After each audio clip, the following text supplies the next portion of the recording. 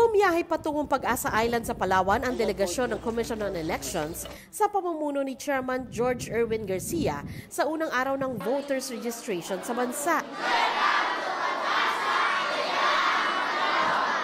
Kasama si COMELEC Commissioner Ernesto Maceda Jr., pinangasiwaan ng COMELEC ang pagrerehistro ng may 50 karagdagang botante ng isla.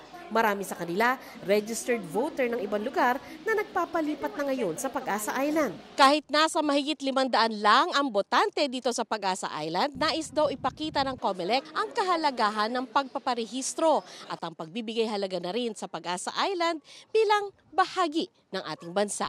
Kaya naman malalim daw ang kahulugan ng pagboto para sa ilang botante ng isla. Bilang teacher po dito, isang napakalaking karangalan na po dito na makapagturo po dito sa Isla ng Kalayaan at lalo pa pong nakaka-proud na magiging botante na po ako ng Pag-asa po. May participation sa pagbili ng leader. May paglalaban pa yung isla na ito. Marapat lamang na ang COMELEC ay magpakita at magpatunay na kaya namin puntahan ang kahit saang parte ng ating bansa. Nangangahulugan Pilipinas ito. Yan po, wala na pong kaduda-duda. Bagamat nasa labas ng 200-mile exclusive economic zone ng bansa ang Pag-asa Island, bahagi ito ng munisipalidad ng Kalayaan sa Palawan. Tiniyak ng AFP Western Command ang seguridad nito, lalo't tanaw na nakapaligid dito ang ilang artipisyal na isla ng China.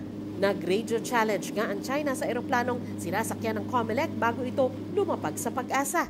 Maagang pinilahan kahit ng mga senior citizen ang registration ng bagong botante at mga lilipat na botante sa tanggapan ng COMELEC sa Maynila.